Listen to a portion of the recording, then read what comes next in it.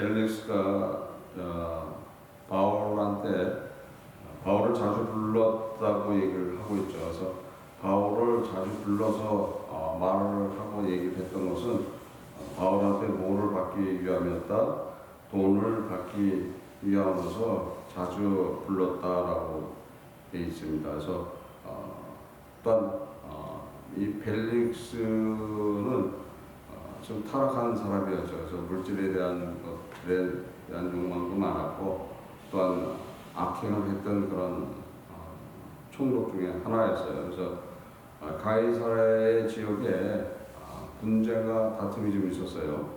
유대인들과 헬라인들이 서로 주권을 차지하려고 다툼을 했을 때 지금 벨릭스 총독이 유대인들의 편을 든 게 아니라 헬라인들의 편을 들어가고 유대인들을 핍박하고 그들의 재산을 많이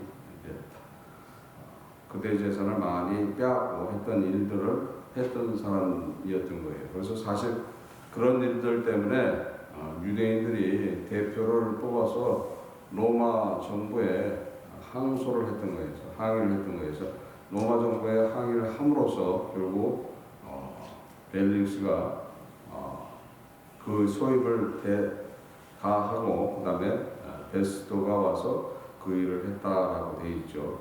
그러니까 지금 그런 소요 사태와 지금 자신이 유대인들의 편을 안 들고 헬라인들의 편을 들어서 악행을 했던 것들 때문에 지금 로마 정부로부터 소환을 받는 그런 입장에 처했죠. 그러니까 당연히 지금 누구한테 잘 보여야 되는 거예요? 유대인들한테 잘 보여야 되는 거예요. 지금 유대인들한테 그나마 잘못 보여갖고 제2차의 어떤 소원이 들어간다라면 거기에 대한 처형을 당할 수도 있고 거기에 대한 문제가 되기 때문에 아마 유대인들의 마음을 얻고자 하기 위해서 또 유대인들이 지금 고소한 바울을 갖다가 더 구류해놓고 붙들어 놓고 있었던 거죠. 그래서 이태를 지냈다. 그 2년 동안 붙들어 놓은 거예요. 2년 동안 붙들어 놓고 지금 2년 동안 붙들어 놓고 거기에 대한 재판을 행하지 않고 있었죠. 않고 있었고 또 그 2년 동안 붙들어 놓고 있으면서 바울한테 돈을 받기를 원했다. 사실 바울한테 돈을 받으려고 하는 것도 주 목적일 수도 있어요. 그래서 또 바울한테 돈을 받아서 또 그 돈을 받고 난 다음에 바울을 풀어주려고 할 수도 있었겠죠. 그러나 돈을 뇌물을 받게 된다, 뇌물을 받고 죄인을 풀어주게 된다라는 것도 큰 죄가 되는 것이죠. 그래서 뇌물을 받는 것들, 사실 누구한테 뭘 받는 거에 대해서 싫어하는 사람이 없어요. 싫어하는 사람. 근데 그것이 뇌물일 수도 있고 아닐 수도 있고 그런 경우가 있는데 뇌물일 경우가 많은 거죠. 관계 속에서 불편한 그런 관계를 가지고 있는 사람한테 뭐 어떤 것들을 잘 해주고 뭘 주고 이렇게 된다라면은 그거를 받으면 어떻게 되는 거예요? 받으면 그것이 뇌물이 된다. 그래서 그걸 받음으로써 어떻게 되는 거예요? 어떤 상황 속에서 그 상황에 문제되는 것들을 부드럽게 해주는 거죠. 예전에는 거기에 대한 이야기했던 것들도 하지 않고 눈을 감고 넘어가는 경우가 있죠. 그래서 사실 뇌물의 효과가 있어요. 뇌물의 효과가 있어서 뇌물을 줬을 때 안 받는 사람들이 과연 몇 명이나 되는가? 안 받아야 되는 거죠.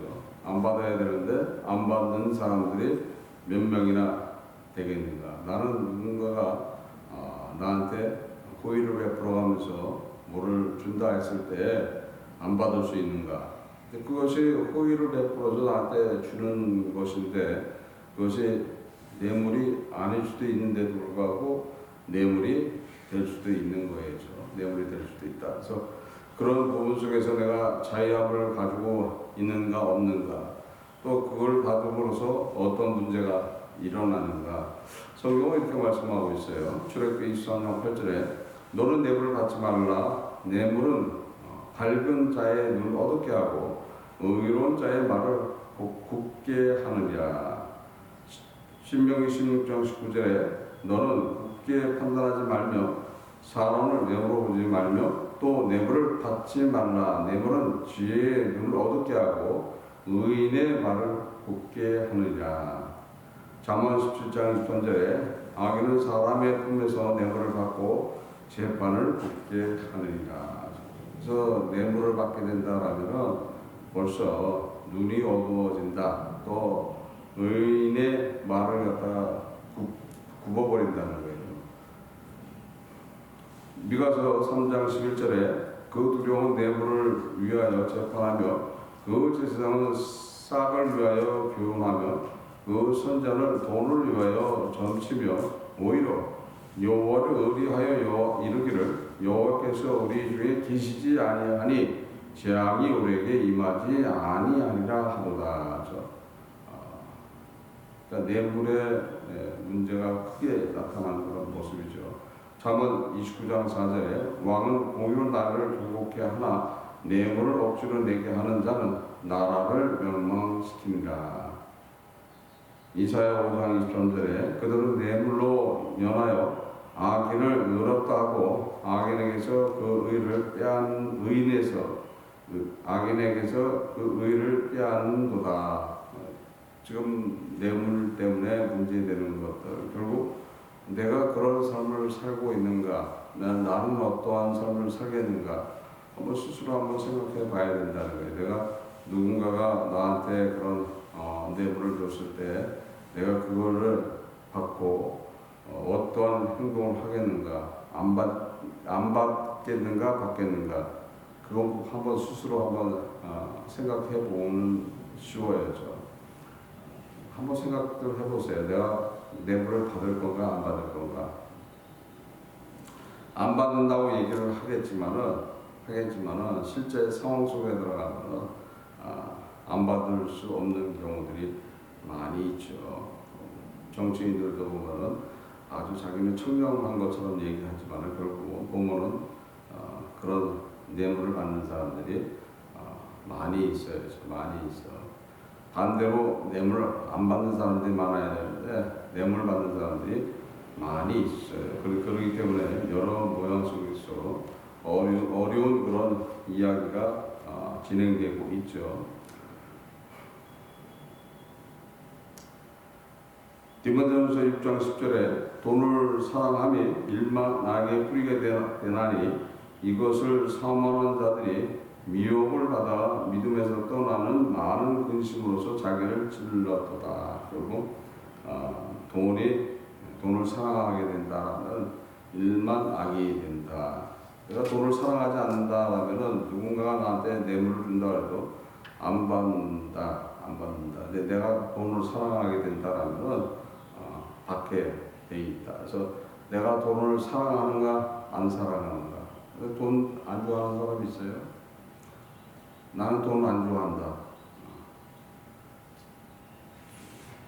난 돈 안 좋아한다 라고 얘기하는 사람. 아마 나는 돈 안 좋아한다고 얘기하는 사람은 아마 그는 100% 거짓말일 거예요. 난 모르겠습니다 하는 사람이 정답일 수도 있어요. 그래서 돈을 내가 좋아하는가 안 좋아하는가. 돈을 좋아한다라는 그것이 일만 악이 된다. 그래서 그 일만 악 때문에 결국 돈이 문제가 되는 것들이라는 거죠.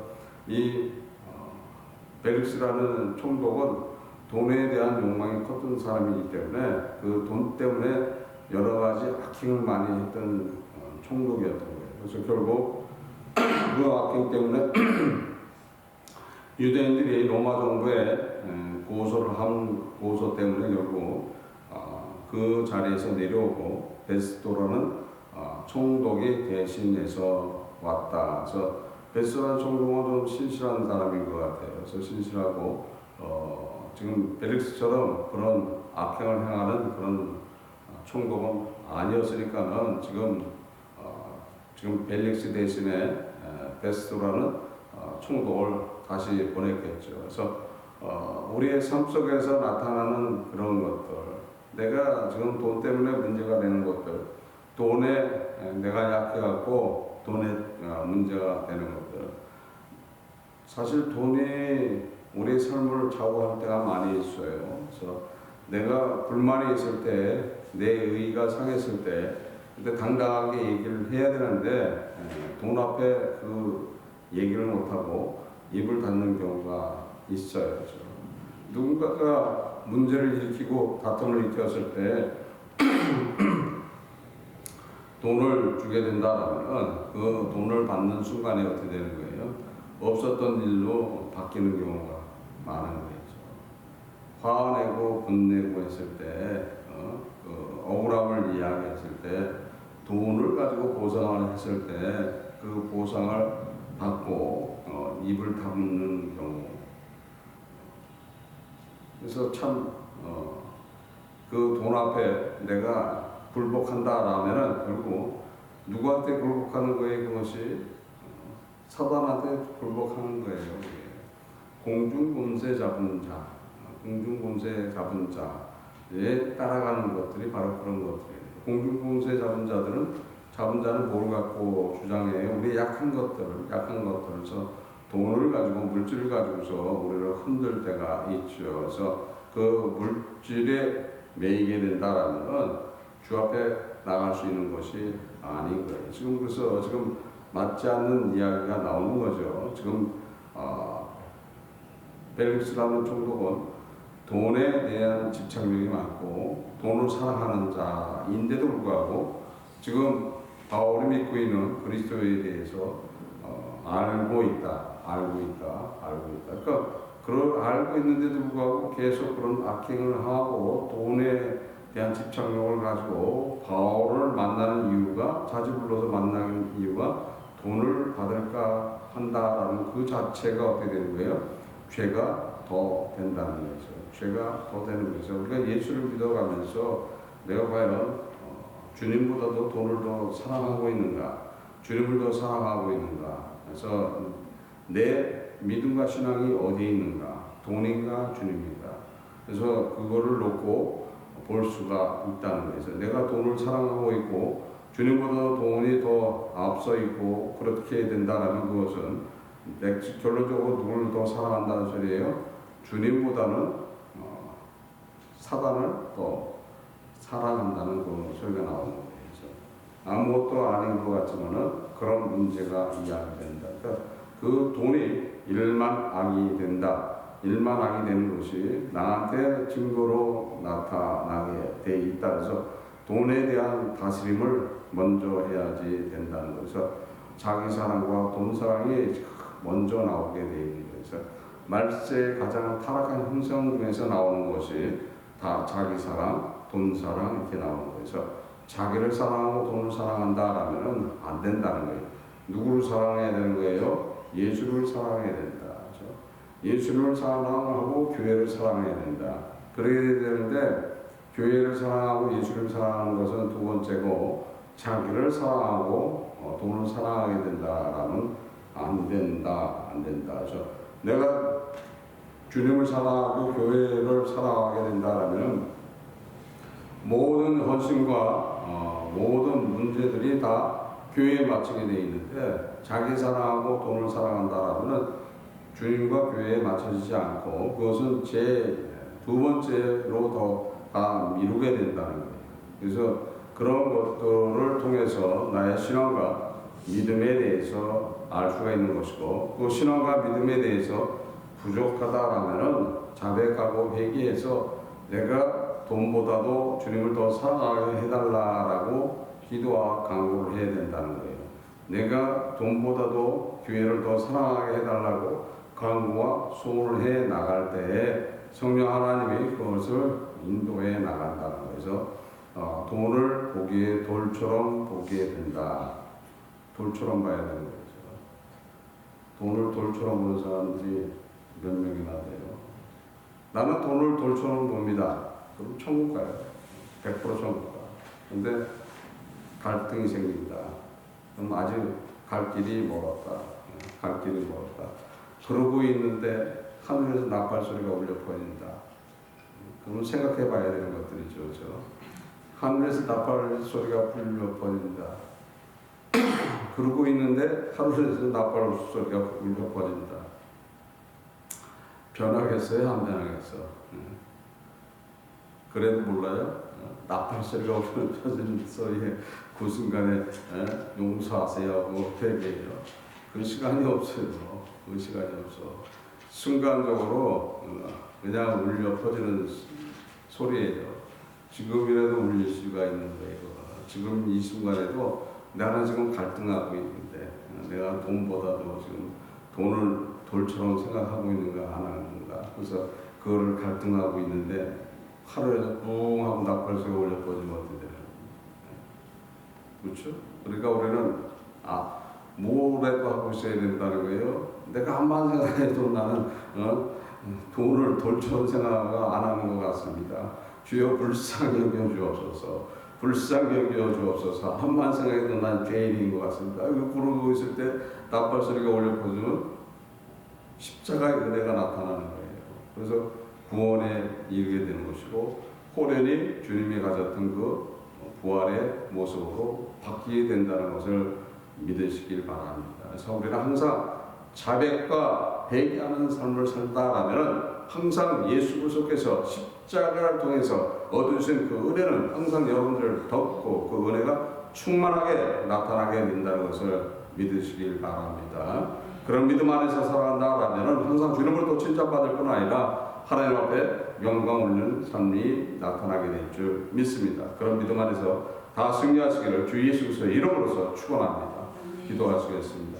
하나님 아버지 감사합니다. 성령께서 이 시간 때문에 감사드립니다. 저희들 부족하지만 주와 더불어 살 수 있도록 인도하시고 항상 주 앞에 죄 있는 것을 고백하는 삶을 살아갈 수 있도록 인도하여 주옵소서. 함께함을 감사드리며 모든 주 예수 그리스도 기도드립니다. 아멘.